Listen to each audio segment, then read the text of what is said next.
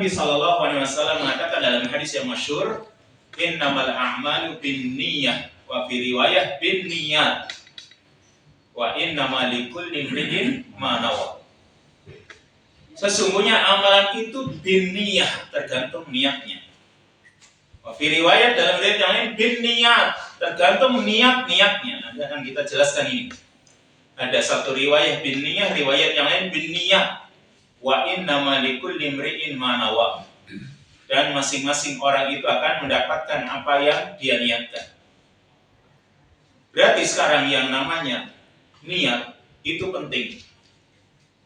Dalam kehidupan kita itu sangat kita butuhkan. Entah apapun profesi kita. Karena fungsi niat itu pertama, kata para ulama. Ya, fungsinya niat itu pertama tamyizul adat anil ibadat.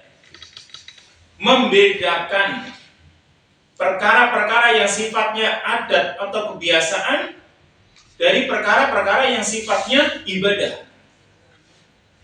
Ya, membedakan ini perkara-perkara yang sifatnya adat kebiasaan atau ini bisa jadi suatu ibadah.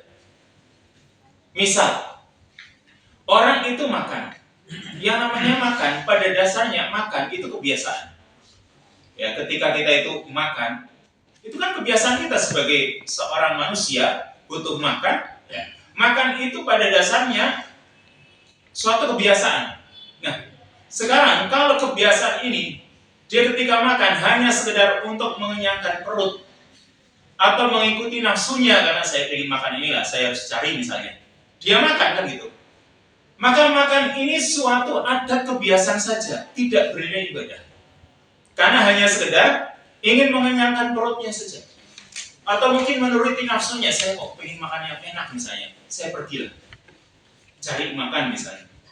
Maka ini sifatnya cuma ada kebiasaan. Tapi makan kita itu bisa menjadi ibadah kalau diniatkan untuk ibadah. Misalnya, kita makan karena Allah perintahkan kita supaya makan. Apa ada perintah? Ada. Ya, Allah perintahkan wakulu washrabu. Makanlah dan minumlah. Itu perintah Allah. Jadi kalau kita, kenapa kita makan? Karena diperintahkan oleh Allah. Kalau kita tidak makan, bisa saja kita jadi mati kan gitu. Kalau kita tidak makan, berarti kita membiarkan jasmani kita atau jiwa kita ini bisa mati. Padahal kita itu diperintahkan untuk menjaga jiwa kita. Maka kita makan dalam rangka menjaga jiwa ini yang ini merupakan titipan dari Allah. Maka dirinya ibadah. Atau ketika kita makan, niatnya juga saya makan, biar nanti kuat untuk ibadah. Maka makan itu sendiri yang tadinya adalah suatu kebiasaan, menjadi bernilai ibadah karena niat. Atau sekarang antum kemari, kalau hanya sekedar untuk kumpul-kumpul ketemu teman, itu adat kebiasaan. Tapi kalau antum kemari dalam rangka memikirkan urusan umat, kemaslahatan umat, kumpul saja ibadah. Kan seperti itu. Jadi kalau kita itu kumpul atau mungkin melakukan ibadah amalan apapun yang sifatnya cuma kebiasaan, kalau tidak diniatkan untuk ibadah kepada Allah, maka nilainya pun hanya sekedar kebiasaan. Tidak ada pahala di sisi Allah karena itu adalah kebiasaan manusia. Makanya kita itu selalu berusaha untuk mengoreksi hati kita. Ada ucapan sebagian ulama mengatakan ibadatu ahlul ghaflah ibadatu ahlil ghaflah adat wa adatu ahlil yaqdah ibadat. Ibadahnya orang-orang yang lalai. Ya, ibadahnya orang-orang yang lalai itu adalah adat kebiasaan. Sebaliknya, wa'adatu ahlil yaqdah, ada kebiasaannya orang-orang yang yaqdah, yang sadar dia, itu menjadi ibadah. Jadi kalau rutinitas ibadah kita, rutinitas setiap hari sholat, dan bukan cuma sholat saja, sebelum sholat kita berwudu. Ya, kemudian sebelum sholat kadang juga ada zikir.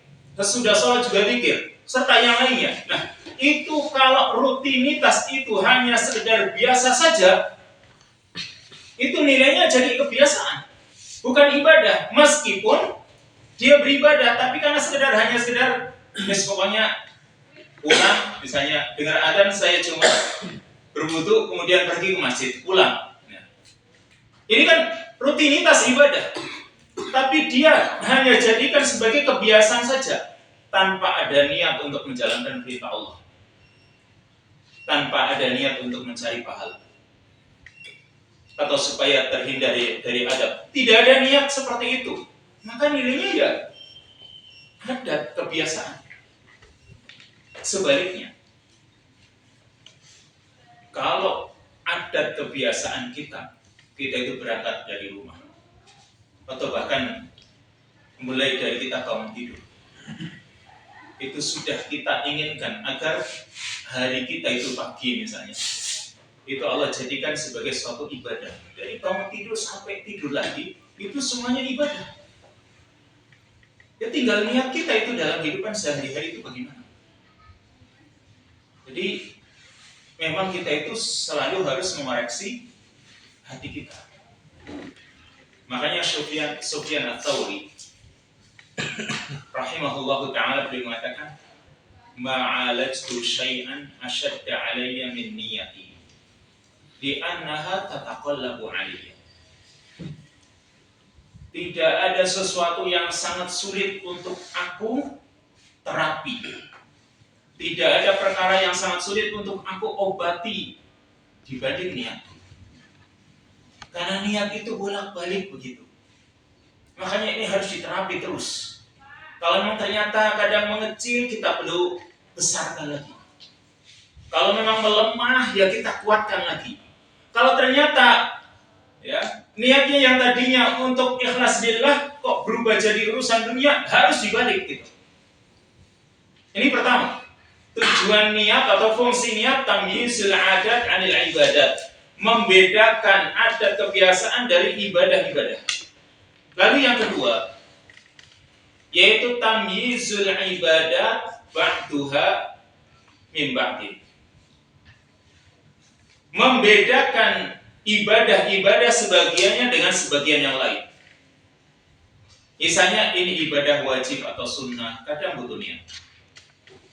Kita sholat misalnya, sholat kita kan misalnya 2 rakaat, qobliyah subuh dengan subuh, sama-sama 2 rakaat. Tapi dia niatkan, saya sholat sunnah dulu ini, sebelum subuh saya sholat sunnah dulu 2 rakaat. Berarti di situ ada niat. Ya, ini ibadah, saya niatkan, saya niatkan untuk sunnah. Lalu setelah itu ngikuti imam misalnya, atau dia jadi imam, saya niatkan ini wajib. Kan berarti membedakan satu ibadah dengan ibadah yang lain.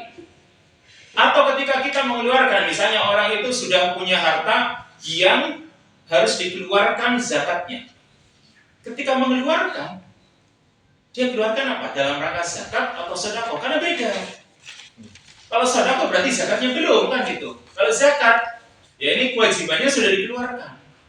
Makanya mengeluarkan itu juga harus ada niat. Saya niatkan untuk zakat ini. Saya niatkan untuk sedekah misalnya. Maka di situ dibedakan dengan niat kita masing-masing. Atau bahkan ini yang muakkad, ini yang ghairu muakkad, ini sunnah yang ditekankan, ini sunnah yang tidak ditekankan, kadang juga dibedakan dengan niat masing-masing. Ini fungsinya niat. Lalu kembali kepada hadis tadi. Nabi SAW mengatakan, innamal a'malu binniyah wa fi riwayatin binniyat. Sesungguhnya amalan itu tergantung niatnya. Bisa amalan itu satu niat, dan bisa amalan itu satu amalan dengan niat-niat yang banyak. Jadi sekarang antum mengurusi sebuah lembaga yayasan ini. Ini kan mungkin sudah diterangkan tadi tentang visi dan lain sebagainya. Berarti visinya kan banyak. Ini visinya berapa? Belum masuk belum ya. Sudah diterangkan biasanya itu perkara yang sangat penting dalam urusan yayasan. Kan punya visinya itu banyak. Berarti dia punya niat-niat gitu kan di situ. Karena orang itu ketika terjun dalam sebuah lembaga yayasan, dia tahu visinya apa ini, niatnya apa, tujuannya apa gitu. Maka harusnya semua itu visi-visi itu ya mengarah kepada akhirat. Itu penting. Intinya ini yang namanya satu amalan bisa saja niatnya banyak. Saya contohkan. Orang berwudu. Ketika berwudu itu niatnya sebagai syarat sholat. Karena saya mau sholat, maka saya wudu supaya sholat itu ya jadi sah karena saya berwudu. Atau kadang wudu itu niatnya bukan cuma sholat, tapi juga ibadah yang lain. Saya juga kalau mau baca Quran, saya harus wudu dulu misalnya.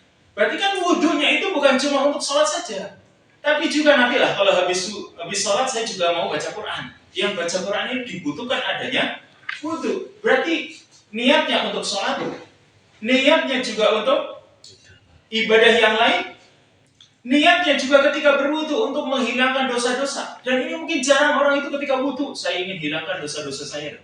Padahal itu penting. Dan insya Allah lebih semangat gitu. Coba sekarang kalau kita wudu, itu cuma misalnya untuk sholat ya. Karena saya mau sholat, saya wudu. Itu baru satu niat.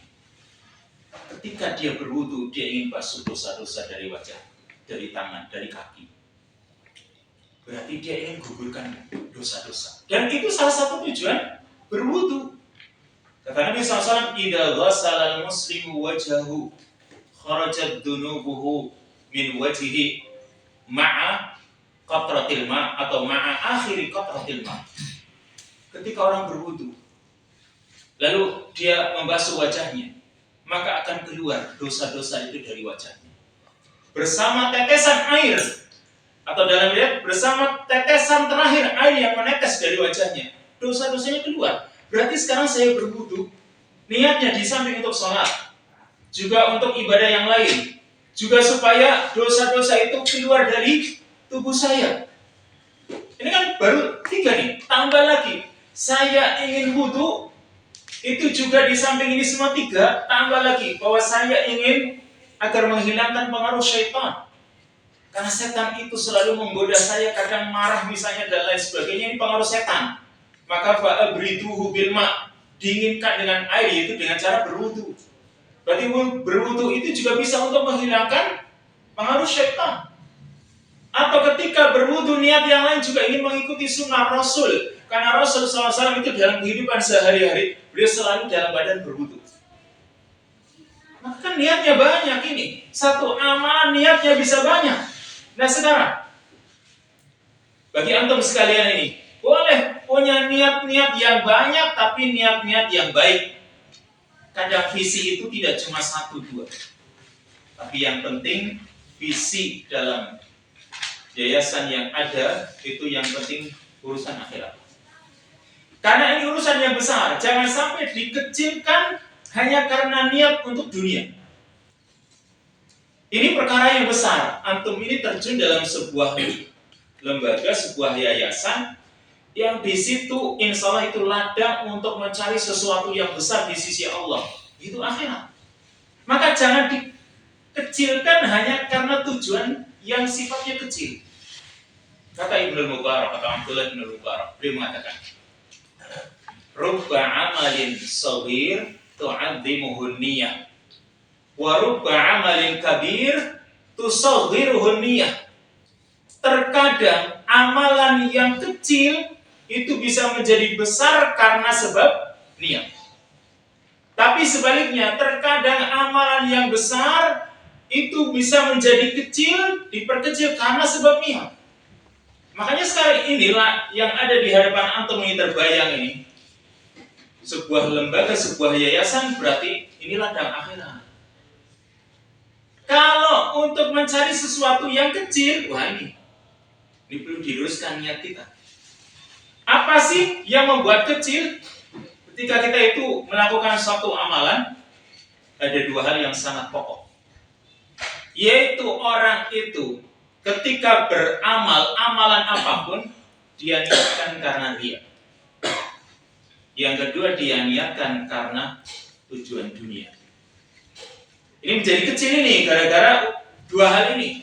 Kita sedikit bahas ini. Pertama, riya.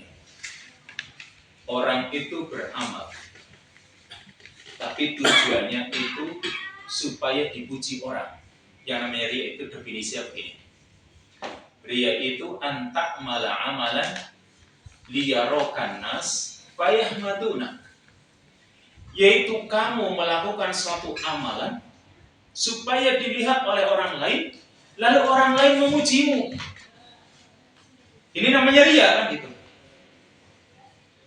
Jadi sekarang misalnya nih antum yang terjun di yayasan ini, kan mungkin ada yang sifatnya sebagai donatur. Tapi sekarang ketika donatur gitu, dia niatnya supaya dikatakan ini dermawan ini orang. Udah nih riya ini. Atau supaya dikatakan ini ahli di manajemennya, ini ahli manajemen ini bagus ini. Wah, supaya dipuji sama orang, udah rusak ini gara-gara riya ini. Supaya dikatakan ini dan itu misalnya. Dan ini perkara yang sangat penting. Karena kadang orang itu nggak sadar. Wah, supaya jalannya yayasan itu bagus dan semakin pesat. Tapi dia ingin menonjolkan diri. Wah, ini setelah dibekam sama ini yayasan ini bagus sekali ini manajemennya. Nah itu kadang kita itu menginginkan biar orang itu mengatakan kalimat tersebut kepada kita. Ini dari yang amalannya sia-sia. Karena Pak tujuannya pujian orang. Terus gimana? Kalau dipuji sama orang nggak masalah. Kalau dipuji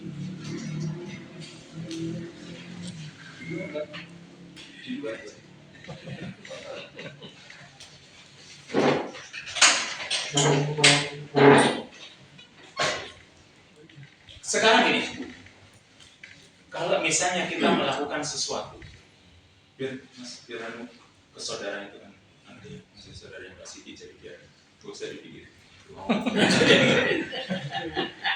Putranya jenengan ya? Anaknya orang ya? Enggak, maksudnya itu anak saya itu kan keponakan Mbak Siti. Lanjut. Terus dipikir kan? Fokus saya enggak mungkin. Niatnya beda lagi. Ya lanjut begini. Kalau sekarang kita itu melakukan sesuatu, lalu dipuji orang, terus gimana ini orang mau memuji kita? Ya alhamdulillah, itu busyra lil mu'min. Itu berita gembira bagi seorang mukmin yang nantinya semoga di akhirat dia dapatkan yang seperti itu pula, bahkan lebih dari itu. Tapi kita itu bukan ingin mendapatkan pujian orang, seandainya orang memuji kita gitu loh. Ya. Itu ya sudah, itu semoga itu busyra, itu berita gembira bagi seorang mukmin. Tapi bukan kita itu mengharapkan biar dipuji orang gitu ya. Saya contohkan misalnya nih. Ini yayasan An-Najih ini ingin kurban. Biar nanti orang-orang, An-Najih berapa sapinya? Segini misalnya. Ya sudah di situ. Karena saya itu ternyata biar banyak orang itu, Najih itu korbannya sapi 10 misalnya. Amin.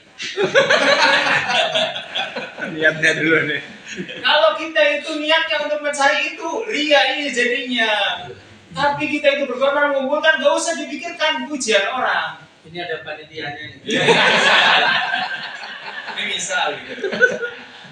Bukan tujuannya itu kan, kita tujuannya sebagai misalnya sebagai panitia ya untuk membantu menyalurkan ini orang-orang yang ingin berkorban. Seandainya orang memuji ya urusan mereka. Tapi kita nggak mengharapkan yang seperti itu yang harus dipikirkan dalam hal ini. Karena itu nantinya akan menjadikan amalan kita itu sia-sia. Allah berfirman dalam hadis qudsi, "Ana aghna syuraka'i 'ani syirki. Man 'amila 'amalan asyraka ma'i fihi ghairi taraktuhu wa syirkah." Aku, kata Allah, adalah sekutu yang paling tidak membutuhkan sekutunya. Artinya Allah itu tidak butuh amalan orang. Seandainya orang mensekutukan Allah, dia melakukan amalan di samping untuk Allah juga untuk orang lain, Yaitu contohnya tadi riya ingin dipuji oleh orang lain. Maka kata Allah, ya, orang yang melakukan suatu amalan dan dia sekutukan aku dengan yang lainnya, aku tinggalkan dia dan tinggalkan amalannya. Berarti karena Allah nggak butuh amalan kita, kan justru kita yang butuh amalan kita. Tapi kok malah amalan kita ditujukan kepada selain Allah, maka Allah nggak butuh. Jadi kalau nggak butuh ya sudah, Allah nggak terima. Kenapa? Dia saja niatnya melakukan amalan untuk orang lain. Dan ini sangat berbahaya. Jadi, pokoknya dari awal itu niatkan niat yang baik tadi. Makanya memang harus terus dikoreksi hati kita. Jangan-jangan saya beramal itu lama-lama untuk mengharapkan orang, untuk mengharapkan pujian orang. Tapi itu nanti akan diuji dengan ini. Kita itu kalau dipuji semangat, kalau dicela mengkerut. Nah itu berarti itu niatnya sudah untuk dapat pujian orang. Dicela sama orang, dikritik, semangat ya. Terus kalau dipuji semangat, nah ini berarti hanya untuk mengharapkan pujian orang. Udah kita jalan terus saja. Orang mau memuji, mau mencela, itu tidak kita harapkan. Pokoknya kita terus berusaha untuk kebaikan kemaslahatan umat tadi, katanya mengabdi untuk umat. Karena itu nanti berbahaya. Orang yang pertama kali dihisab nanti di akhirat kan disebutkan ada 3 orang. Yang mereka pertama kali dihisab dan pertama kali dimasukkan ke neraka. 3 orang kan? Orang yang pertama, orang yang berjihad di jalan Allah, ternyata niatnya supaya dikatakan pemberani. Orang yang kedua, orang yang bersedekah atau menginfakkan hartanya, tapi tujuannya supaya dikatakan dermawan. Yang ketiga, orang yang dengan ilmunya atau dia baca Quran supaya dikatakan qari, ahli baca Quran. Ini orang-orang yang seperti ini yang ternyata orang mengira itu amalnya besar, tapi ternyata di sisi Allah tidak ada nilainya. Makanya yang paling ditakuti oleh Nabi SAW dalam hal ini riya ini paling ditakuti oleh Rasul. Bahkan dia lebih mengkhawatirkan dibanding Dajjal. Ini fitnah bagi umat, ya, yang sangat dikhawatirkan oleh Nabi SAW. Dalam hadis Nabi SAW mengatakan, ala ukhbirukum bima huwa akhwafu alaikum indi minal masihid Dajjal. Maukah kalian kuberitahukan tentang suatu perkara yang itu lebih aku khawatirkan atas kalian dibanding Dajjal. Dajjal itu perkara yang sangat besar, yang semua nabi saja memperingatkan umatnya supaya tidak terkena fitnahnya Dajjal. Tapi dia lebih mengkhawatirkan riya. Ini asyirkul khafi'in. Kenapa? Kalau Dajjal pertama, kalau Dajjal itu jelas, ya, orangnya jelas gitu, fitnahnya jelas nampak. Orang muslim bahkan bisa membacanya, semua muslim bisa membacanya, kafaro, kafir kan gitu. Nampak. Tapi kalau syirik khafi ini atau riya ini, orang nggak kerasa, ternyata amalannya jadi terhapus. Makanya itu koreksi terus kan? Yang kedua, yang namanya Dajjal itu cuma sebentar waktunya, paling-paling 40 hari kan gitu. Meskipun 40 hari bagi Dajjal 1 tahun lebih, tapi Dajjal itu waktunya terbatas, cuma 40 hari dia menjadi fitnah. Sedangkan riya ini akan menjadi fitnah bagi kita selagi masih ada manusia hidup di dunia ini. Tidak mengenal waktu yang namanya riya. Bisa siang, bisa malam, bisa pagi, bisa sore. Itu orang bisa terkena fitnah riya. Makanya lebih dikhawatirkan oleh Nabi SAW dibanding Dajjal. Tapi satu nih, jangan sampai niat kita itu dipalingkan gara-gara ada niat untuk mendapatkan pujian. Yang kedua, yaitu tujuan dunia. Ya sebenarnya hampir sama dengan riya, cuma ini lebih sedikit ke umum.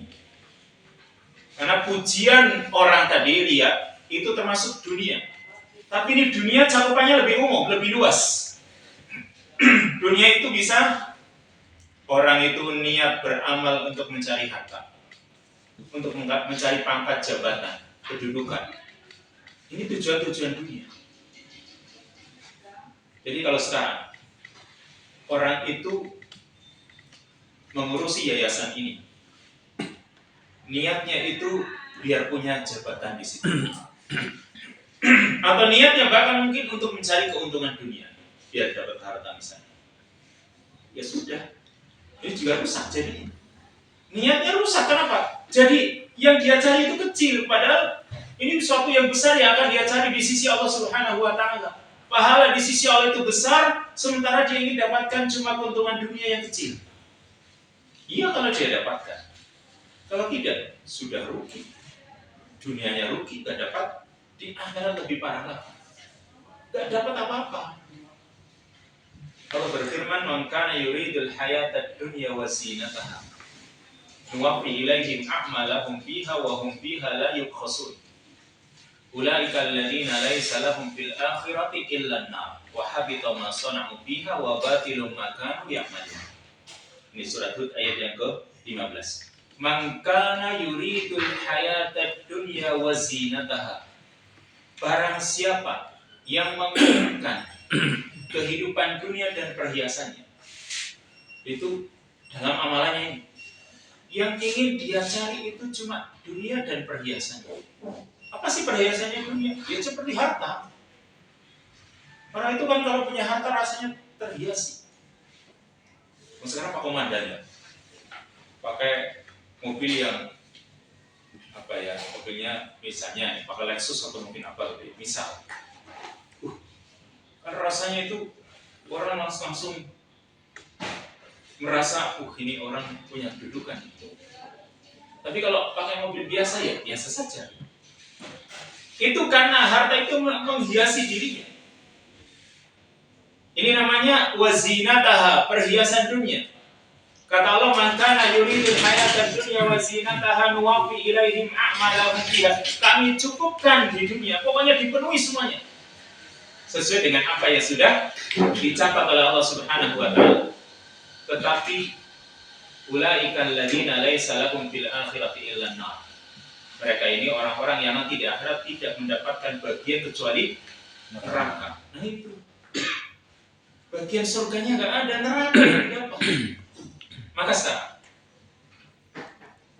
kalau kita itu ketika mengurusi yayasan ini, coba apa yang kita inginkan. Kalau yang kita inginkan itu akhirat besar, tapi kalau yang kita inginkan itu cuma dunia, ini jadi kecil. Bahkan kalau kita itu cuma sekedar hanya mencari dunia, diancam lagi oleh Nabi SAW. Ya, satu hadis yang harus kita dengarkan. Nabi SAW bersabda, hadis riwayat Bukhari. Ta'isa abdul dinar, ta'isa abdul dirham, ta'isa abdul khamilah, ta'isa abdul khamisah. In u'tiya radiya wa illam yu'ta sakhita. Ta'isa wan tukis wa idha syika falan tukis. Kata Nabi SAW, celakalah hamba dinar, celakalah hamba dirham, celakalah hamba khamisah atau kain, celakalah hamba khamilah. Maksudnya apa kalau dikatakan hamba dinar, hamba dirham? Itu orang itu dalam hidup hanya untuk mencari itu, beramal hanya untuk mencari itu. Ya, Nabi menyebutkan ciri-cirinya. Ini ciri-cirinya orang yang menjadi hamba dinar, hamba dirham, yaitu in u'tiya radiya. Kalau dia diberi, dia senang, dia rela, senang. Wa illam yu'ta sakhita, kalau tidak diberi marah. Jadi kalau dapat bagian, dia senang. Giliran nggak dapat bagian, marah-marahin. Sekarang kita coba. Kita itu lebih suka dikasih atau mengasih? Kita itu lebih suka diberi atau memberi, coba? Tanya pada diri kita masing-masing, yang kita itu sebenarnya lebih suka memberi atau diberi? Diberi. Oh, diberi kan ya? Suka memberi ilmu tadi. Ya, sesuai dengan kemampuan masing-masing. Yang ini suka dengan memberi pikirannya, tenaganya, hartanya juga. Nah sekarang, ini maksudnya manusia kalau diberi senang itu wajar masih. Tapi sekarang kalau dia tidak diberi, lalu dia marah-marah, menyalahkan orang. Misalnya yang lain pada jatuh, dapat jatah, dia nggak dapat misalnya. Dia marah-marah nih, pengurusnya siapa sih? Masa saya nggak dikasih misalnya? Ini berarti menginginkan apa? Harusnya, oh, misalnya Ini orang pada dikasih, dia nggak dikasih. Lalu dia tanya, ada nggak yang belum dikasih? Oh ada, saya pengen ngasih juga. Wah, itu loh maksudnya. Maksudnya dia ngelihat ada orang yang sudah dikasih, ada yang belum. Jadi dia bukan, saya minta bukan, tapi yang belum dikasih siapa? Saya ingin mengasih, gitu. Ingin memberi. Nah itu jadinya, harusnya begitu gitu. Seandainya kita itu nggak bisa mendapatkan sesuatu dari apa yang kita hadapi ini. Karena orang yang seperti ini didoakan jelek oleh Nabi SAW. Kalau orang itu hanya untuk mengejar itu saja didoakan jelek. Ta'isa wan ta'as atau ta'isa wan tukis wa idha syika falan tukis. Semoga celaka dan tersungkurlah. Ibarat kalau dia sudah jatuh, semoga tertimpa tangga sekalian. Dan wa idha syika falan tukis. Kalau dia tertusuk duri, semoga durinya tidak tercabut. Maksudnya kalau dia dapat musibah, semoga musibahnya nggak hilang-hilang. Ini orang yang kalau dalam hidupnya hanya untuk mencari dunia saja. Didoakan jelek oleh Nabi SAW. Makanya kalau meriam orang maris, itu harusnya berpikir, apakah mungkin saya harus mengoreksi niat saya? Karena ini mungkin doanya Nabi SAW itu terkena bagi orang-orang yang hanya mencari harta saja. Ini satu sisi, Nabi menerangkan tentang orang yang menjadi hamba dunia. Tapi satu sisi yang lain, yang semoga kita itu menjadi bagian sisi yang kedua. Di satu hadis menerangkan dua sifat, dua orang yang punya sifat yang berbeda. Yang kedua ini, kata Nabi SAW, tuba li abdin akhadha bi'inani farashihi fi sabilillah ash'asa ra'suhu mubarratan qadamahu. Berbahagialah seorang hamba yang dia selalu akhadha bi'inani farashihi fi sabilillah. Dia memegang tali kendali kudanya di jalan Allah. Maksudnya apa? Ini orang yang selalu siap-siap. Jadi misalnya nih, yayasan butuh orang yang seperti ini, siap saya. Ini orang yang selalu siap, ibarat ini mau perang dia sudah siap dengan kudanya dan memegang tali kendali kudanya. Ibarat ada komando, dia langsung tancap. Siap dia gitu. Lalu, muhbaratan qadamahu. Ini orang kakinya berdebu, ash'asa ra'suhu, rambutnya juga kusut. In kana fil hirasati kana fil hirasah. Kalau dia ditugasi untuk berjaga-jaga, berarti berjaga-jaga kalau dalam medan perang itu kan di depan. Karena Pak penjaga dari serangan musuh. Kalau dia ditugasi di bagian depan, dia pun berada di depan. Wa in kana fisaqati kana fisaqah. Kalau dia ditugasi di belakang, maka dia pun tetap berada di belakang. Nah ini nih pentingnya di sini kita. Kita itu kalau ditugasi jadi seorang kepala ketua yayasan, udah kita di situ tugasnya. Kalau kita ditugasi jadi misalnya seksi apa, kita berada di bagian mana belakang, ya kita tetap di situ. Ini namanya orang yang selalu siap sedia dan ditempatkan dimanapun dia mau. Kenapa? Dia niatnya surga. Yang penting saya di yayasan ini, saya ingin mengharapkan pahala. Pokoknya saya ditugasi sisi manapun saya mau. Karena yang saya harapkan itu sisi pahala. Kalau yang diharapkan selain itu mungkin kalau di sini, ini ladangnya basah enggak ini kira-kira. Iya loh, kalau sekarang ini masih ada masjidnya. Orang itu kadang tertarik untuk membantu masjid. Tapi giliran nanti kalau ada sebuah lembaganya, misalnya TPA-nya, orang malas ngasih bantuan TPA. Tapi kalau masjid, masjid itu masih ada orang yang masih semangat gitu loh. Masjid itu kadang ladang basah. Tapi kalau giliran ngurusi TPA, ngurusi nanti lembaga yang lain, kadang sumber dananya itu susah. Maka saya ngurusi masjid saja lah. Karena banyak orang yang kalau dimintai bantuan untuk masjid itu gampang. Tapi kalau dimintai bantuan untuk urusan sekolahnya atau mungkin yang lain kadang susah. Ya mending yang gampang-gampang saja lah. Kadang saya lebih suka untuk membagi duit daripada saya narikin duit lah. Kan gitu kok. Dan saya kalau suruh narikin duit ya malu lah. Tapi kalau saya bagi duit kan gampang. Saya tuh jadi gitu enak. Tapi ini orang tidak. Ingkana fisako, tikana fisako. Kalau dia ditugasi di belakang rumah, ini semboyannya Ki Hajar Dewantoro ini. Ingat sosum tulodo, ingat dia bangun kasop, tuturi handayani ini. Semangatnya Ki Hajar Dewantoro harusnya ada nih pada kita semua. Karena keikhlasan itu penting.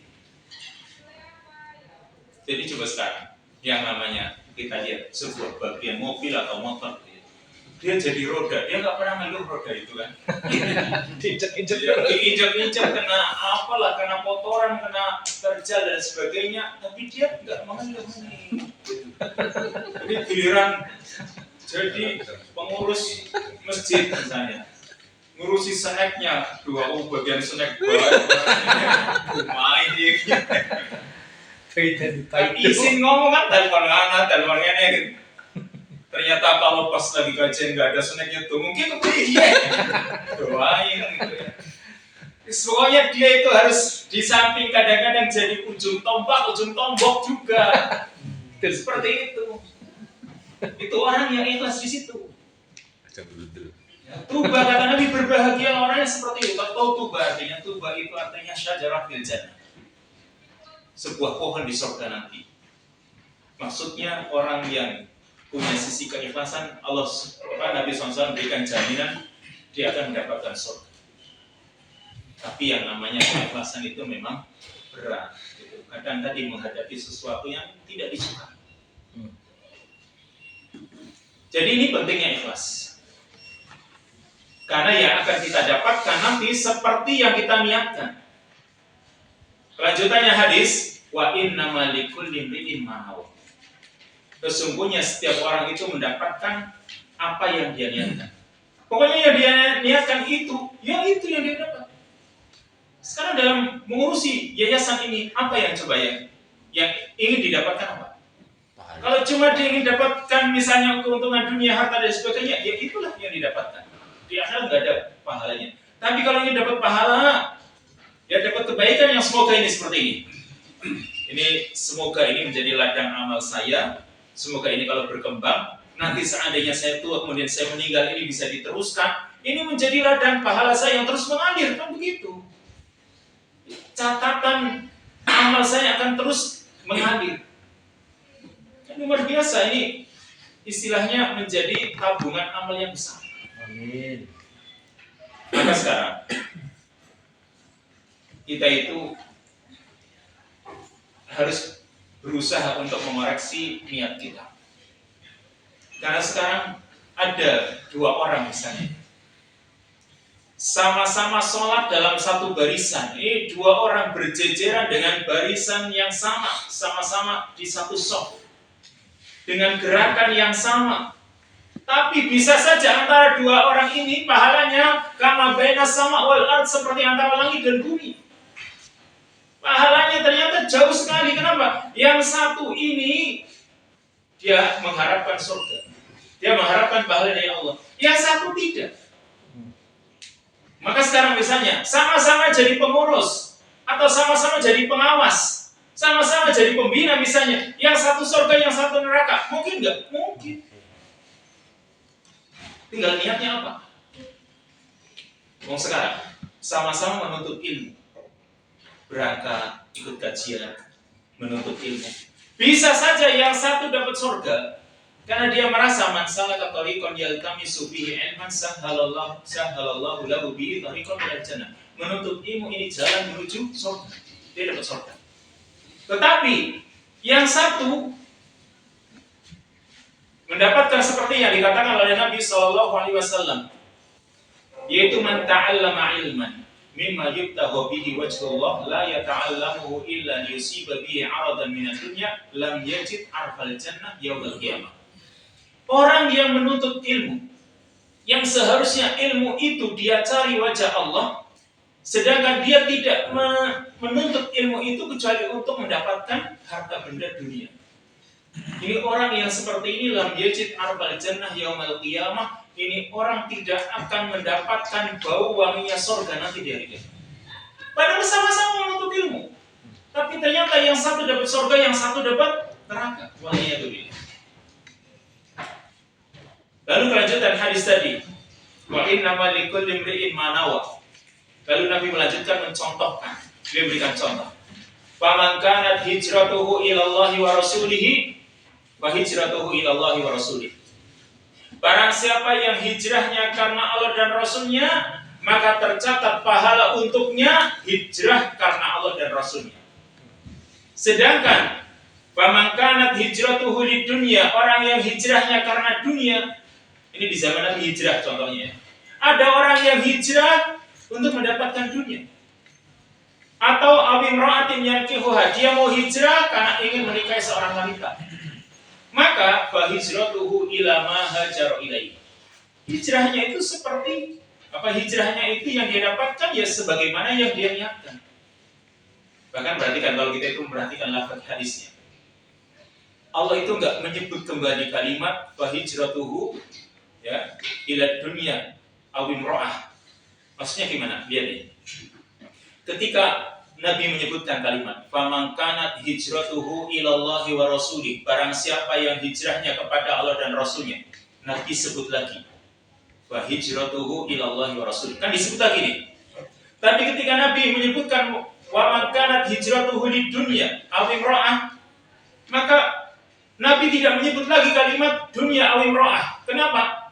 Karena dunia atau wanita ya, itu sesuatu yang remeh. Nggak pantas untuk disebut lagi gitu.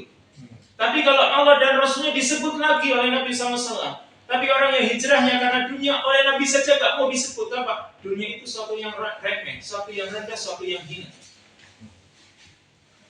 Maka sekarang sampai jam 3 lebih ya. Ya, saya cerita dulu. Yes. Orang yang dia itu melakukan amalan meskipun kecil, tapi dia niatkan lillahi ta'ala, itu justru akan mulia di dunia sebelum nanti di akhirat. Ada sebuah kisah. Ada seorang malikun minal muluk, ada seorang raja. Dia bilang kepada pengawalnya, aku akan membuat sebuah masjid. Yang masjid ini akan aku bangun ya dengan biayaku semuanya. Dan jangan ada orang yang memberi bantuan sedikit pun. Pokoknya ini akan saya handle semuanya. Dari bangunannya, dari apapun, pokoknya nanti saya handle semuanya. Tapi nanti ditulis di prasastinya Raja Fulan. Ya. Tulis itu di prasasti nanti Raja Fulan. Maka dibangunlah. Ketika jadi, nggak ada dana masuk. Memang orang itu nggak boleh. Ini karena dia raja, nggak boleh ada dana luar manapun yang masuk ke situ. Setelah jadi, dia bermimpi. Dalam mimpinya datang malaikat, ya, datang malaikat kepadanya dan menunjukkan atau menuju ke masjidnya tersebut. Dia mengikutinya. Ternyata prasastinya itu dihapus, ya. Kemudian diganti nama seorang wanita. Lalu setelah itu dia bangun. Ketika bangun, dia panggil pengawalnya. Aku tadi bermimpi seperti ini. Coba lihat, namaku masih ada nggak? Coba. Namaku itu di prasasti itu masih ada nggak? Maka pengawalnya melihat, masih ada kok. Nama Anda ini wahai raja masih ada. Kata pengawalnya itu cuma sekedar khurafat saja, khayalan saja, mimpi-mimpi yang gak ada manfaatnya. Ya sudah. Malam harinya berikutnya dia bermimpi dengan mimpi yang sama. Ya, bermimpi dengan mimpi yang sama. Ditemui malaikat, malaikat itu mengajak dia melihat prasastinya, dihapus prasastinya itu diganti nama seorang perempuan. Maka dia juga bangun, tanya lagi kepada pengawal, coba lihat, ini saya mimpi 2 kali ini, coba lihat, masih ada nama saya enggak? Maka ternyata masih ada namanya. Dan gak ada yang berani merubah prasasti itu kan. Semoga Masjid Al-Barkah gak ada prasasti. Terus akhirnya mimpi yang ketiga kalinya. Setelah mimpi yang ketiga kalinya, ya, dan dihapus namanya dengan nama seorang wanita, dia bangun, maka dia sudah hafal siapa nama wanita itu tadi, karena sudah 3 kali. Dan nama dia itu masih ada tertulis, tapi ini nama wanita ini dia hafal. Dia perintahkan pengawalnya, cobalah cari ya seorang wanita yang bernama si Fulan. Ya si Fulanah ini, coba panggil dia kemari. Carilah nama si Fulanah ini, ketemu, dibawalah ke hadapan dia. Ternyata ini wanita ini sudah tua gitu, sudah lanjut usia. Lalu diinterogasi, saya bermimpi. Dalam mimpi saya ini malaikat menghapus prasasti yang isinya nama saya dengan nama kamu. Emang kamu punya andil apa sampai membangun masjid ini? Ya, kata wanita itu, saya nggak mau memberikan apa-apa kok. Karena Anda itu sudah, wahai raja, Anda itu sudah membatasi, nggak boleh ada darah yang masuk kan begitu. Ya sudah, kita nggak ada yang bantu apapun. Kata raja, ini pasti ada enggak. Kamu ini memberikan sesuatu, dipikir-pikir, nggak ada, saya nggak memberikan apa-apa. Ya coba aja dipikirkan, pasti ada yang kamu lakukan kepada masjid ini. Dia berpikir, oh, kata dia, kemarin begini. Itu ada gerobak yang ditarik oleh hewan atau oleh keledai, ya. Kemudian keledainya terikat. Ketika membawa angkutan berupa kayu, material dan yang lain, ini keledainya terikat. Kemudian dia seperti di hadapannya itu kebetulan ada tempat minum. Di situ ada air. Ini keledainya ingin minum. Dan saya cuma sekedar menggeser itu supaya keledainya minum. Udah cuma itu. Itu. Coba sekarang amalannya cuma apa? Amalannya barangkali sekarang ini material datang ya, dia cuma mikir, udah cuma gitu sudah, kemudian dia pergi barangkali. Ini wanita ini, ya, dia cuma seperti itu, cuma menggeser air, tempat air ke keledai, yang keledai ini tadi membawa material. Ternyata itu membuat dirinya itu tercatat seperti itu. Sedangkan ini yang bangun semuanya, ya dia menghandle semuanya, malah dihapus namanya gitu. Kenapa? Karena sisi keikhlasan. Dia maunya namanya tertulis kok.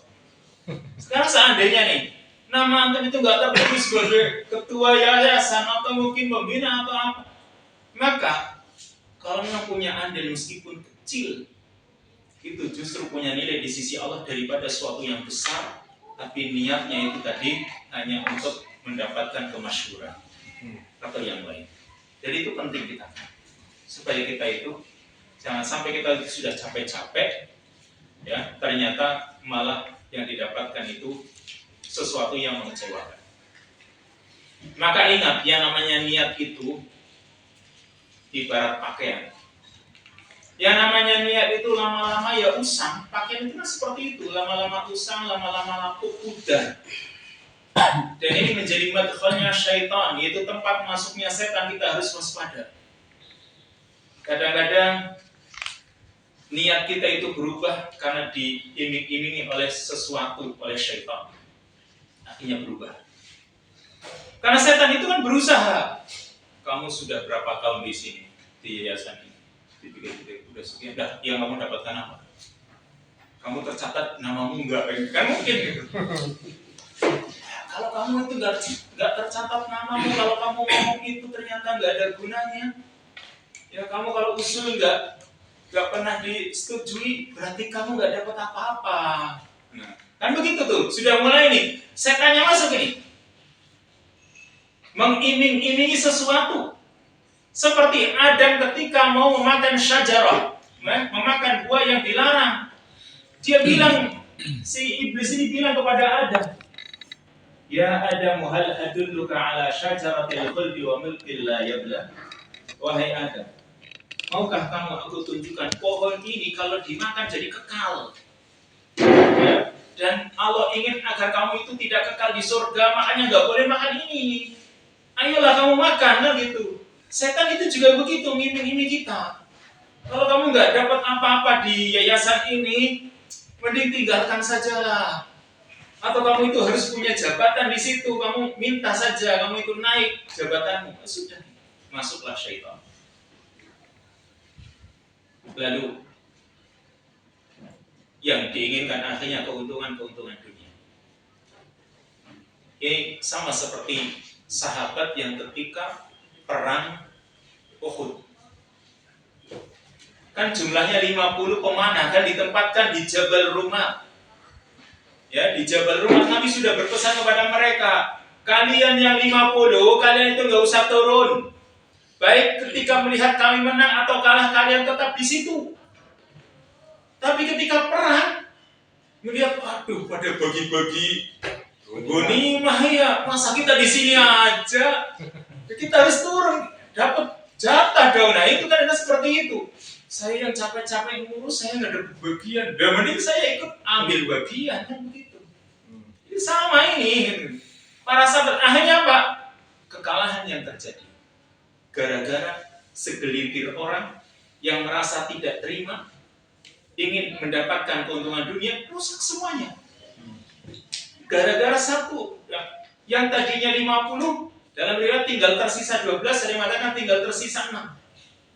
Turun semua karena melihat teman-temannya pada dapat bagian. Kan berarti sudah niatnya yang tadinya tetap saya harus jalankan perintah Rasul, saya harus berjaga-jaga di sini. Baik melihat mereka itu sedang bergelimang ghanimah harta rampasan perang atau tidak, pokoknya ini yang orang tetap berjaga-jaga tetap di situ, tapi kan jumlahnya sedikit, nggak bisa mengcover musuh yang jumlahnya banyak. Ini gara-gara cuma hanya beberapa gelintir orang ini ya, mereka itu tidak tahu. Maka sekali lagi kita itu, niat kita itu akan dites. Apakah kita itu masih merasakan nikmatnya keikhlasan seperti awal ketika memulai pekerjaan ini? Ya kadang ketika ini baru merefresh kembali ini, kadang luar biasa. Mau mulai pekerjaan dari awal niatnya ikhlas. Tapi dalam perjalanan bagaimana nih kita itu diuji gitu. Sudahkah kita itu ketika dalam perjalanan niat kita itu masih seperti awal ketika baru memulai pekerjaan tersebut, atau ternyata niatnya sudah berubah? Berarti butuh diluluskan niat itu sendiri. Maka harus ada faktor-faktor yang membantu sisi keikhlasan kita. Pertama, kita harus selalu merasa diawasi oleh Allah Subhanahu wa Ta'ala. Dalam hidup kita itu harus selalu merasa diawasi oleh Allah. Jangan merasa kita itu lagi sendirian. Jangan merasa tidak ada orang yang melihat. Yang kedua, mujahadatun nafsi. Perangi nafsu kita. Ya, keinginan-keinginan kita yang sifatnya duniawi itu memang harus dikekang. Yang ketiga, sohbatus shalihin. Bertemanlah dengan orang-orang yang saleh. Teman-teman yang baik, yang mereka senantiasa juga ikhlas.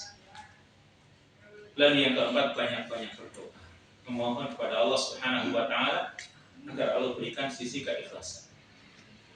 Dan yang kelima, tadzakurul maut wal akhirah, senantiasa ingat akan kematian dan akhirat. Insyaallah itu akan semoga menjadikan kita itu bisa tetap eksis dengan keikhlasan kita. Wallahu ta'ala a'lam bishawab. Sudah mau masuk masa. Sebelum saya tutup, kalau ada yang mau ditanyakan.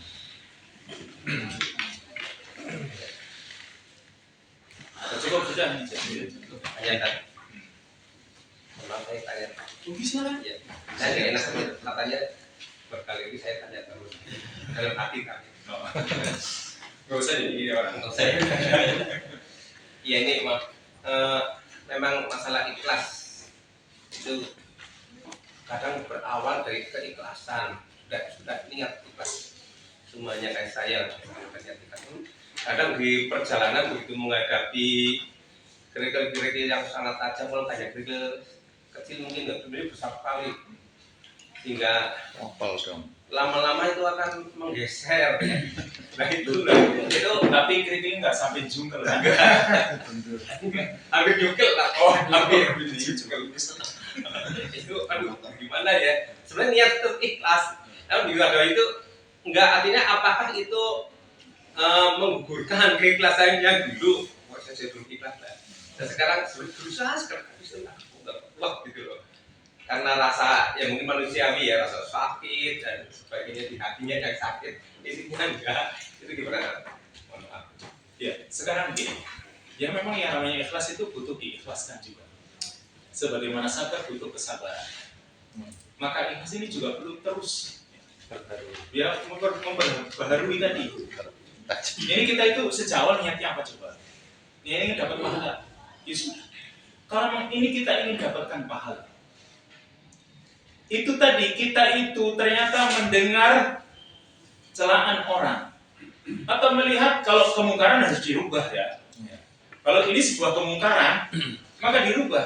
Tapi kalau ini cuma sekedar dia nggak mendapatkan sesuatu misalnya, maka tetap kita itu kembalikan kepada niat kita semula. Tapi kalau ini sebuah kemungkaran, maka kan kita disuruh taghyirul munkar itu man ra'a minkum munkaran falyughayyirhu biyadihi, pakai tangan, rubah. Gak bisa dengan lisan, gak bisa minimal dengan hati. Dan memang itu berat itu. Kalau cuma di hati saja ya, itu dikatakan ad'aful iman, itu selemah-lemahnya iman. Tapi paling tidak, kalau memang itu bukan suatu kemungkaran, ya sudah. Kalau ini kemungkaran, ya kita rubah gitu. Tapi kalau ini bukan kemungkaran, karena hanya sekedar dia dapat bagian saya nggak dapat gitu, maka saya kira harus direlakan yang seperti itu. Kadang untuk mendapatkan keikhlasan kita itu perlu merelakan hak kita tidak dapatkan dan kewajiban tetap dijalankan. Jadi perlu merelakan yang namanya hak kita. Wallahu a'lam. Itu lah ya saya. Serius. Baik, jazakallahu khairan. Ahsanal jazaa dan katsiran kepada Ustaz Fathur Rahman yang telah membersamai kami di sore hari ini. Dan mari teman-teman semua, Bapak semua, jaga ikhlas kita dengan penuh kesabaran. Kalaupun ada kerikil nanti yang menyandung ya, kita singkirkan pelan-pelan dengan kesabaran. Dan semoga di hari ini, di tanggal 18 Agustus ini menjadi awal yang baik untuk kita, untuk senantiasa menjadi satu amalan yang tidak akan tercoret, terhapus di sisi Allah dengan niat. Demikian yang bisa kami bersamai di hari ini dari pagi hingga sore. Tentunya kami banyak kesalahan, kekurangan, baik penyambutan dan penjamuan atau materi-materi mungkin yang kadang menyinggung perasaan. Harapannya memang menyinggung, tapi menyinggung nanti berubah menjadi kebaikan, bukan hanya sekedar seremonial atau justru menambah sakitnya hati, tetapi akan berubah menjadi kebaikan. Sekali lagi teriring doa untuk kita semua, Bapak semua, jazakallahu khairan hasanal jazaa dan katsira. Mari kita akhiri forum ini dengan doa kafaratul majlis. Subhanallah. Assalamualaikum warahmatullahi wabarakatuh.